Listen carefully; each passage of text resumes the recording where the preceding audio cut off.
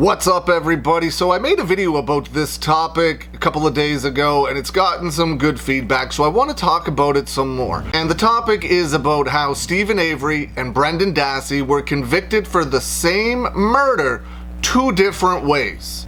I also want to know if that has ever happened anywhere ever before. Has that ever happened in a court of law?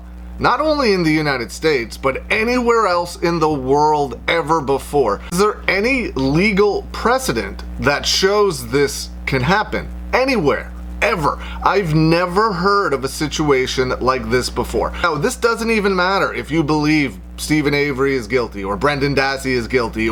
It doesn't matter. You can throw all of that out the window, get rid of it, don't even think about it.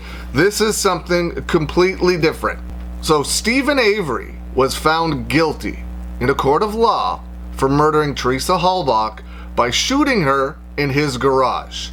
Now someone sent me this clip yesterday on Twitter. If you follow the Allegedly a Show Twitter, you can see the clip there. I retweeted it. I super appreciate the person that sent that. Thank you. And in the clip is Ken Kratz's closing statement in the Stephen Avery case. He talks about how there was one person and one person only responsible for the murder of Teresa Halbach. And he, of course, is talking about Stephen Avery. But remember, he says one person and one person only is directly responsible for the murder of Teresa Halbach. One person. And yes, I'm repeating that a lot because he was also the prosecutor on Brendan Dassey's case, who he also prosecuted for the murder of Teresa Halbach. How in one case, in one closing argument, you can say that one person was responsible for this crime, but then right away, immediately try someone else for the same murder?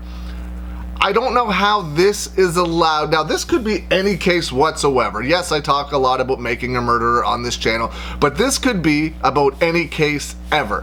Has any situation ever come up where a prosecutor says that one person has committed the crime and finds that one person guilty, and then proceeds to put on another trial to convict someone else for the same murder? And in that trial, talks about how Stephen Avery and Brendan Dassey committed the crime together.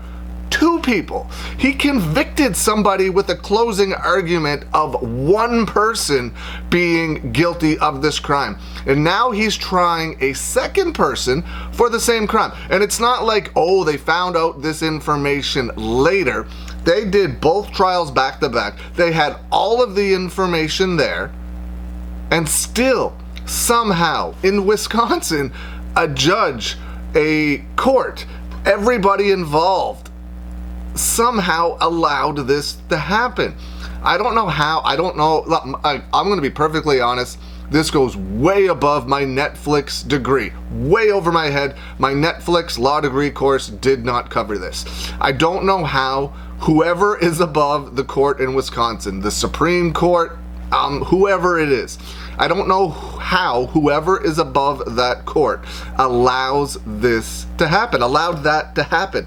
How do you allow someone to say one person committed the crime and then in another trial say two people committed the crime? And not only that, that's just like the tip of the iceberg. He also convicted them of the same murder two different ways. He said, man, it's absolutely bonkers. He convicted Stephen Avery of murdering Teresa Halbach via shooting her in his garage.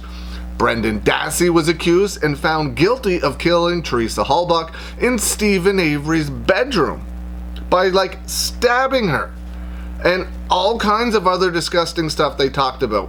And if that actually happened, there would have been tons of Teresa Halbach's DNA in Stephen Avery's bedroom. There is no way, with how they described Teresa Halbach being murdered in Stephen Avery's bedroom, that Stephen Avery and Brendan Dassey cleaned that room up spotless. Where not a speck, not a trace of Teresa Halbach's DNA was to be found. Nothing.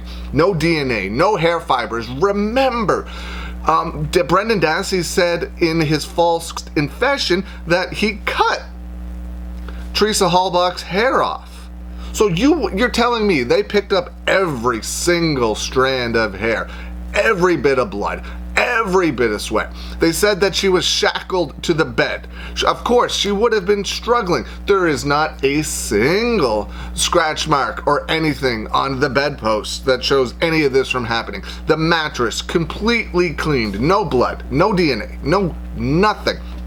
So not only in Stephen Avery's case did he say one person committed the crime, he also tried someone else for that crime and then changed his mind and said two people committed this crime. Not only that, he convicted them both of the same murder two different ways. In one trial, she was killed in the garage. In the other trial, she was killed in the bedroom. How is this allowed to go on? How is this allowed to happen? Is there any legal precedent in the United States or anywhere else in the world that allows you to try two different people and have them both found guilty of murder for killing the same person in two different locations, and also stating that one person did it and then also stating two people did it? It's absolutely insane to me. I don't get it. It needs to be explained. I've never heard of it ever happening before. You will never hear of it ever happening again. But again, do you know of a legal precedent where this has ever happened before? Let me know. Leave some comments below. I hope you're having a good day, and I'll see you again soon.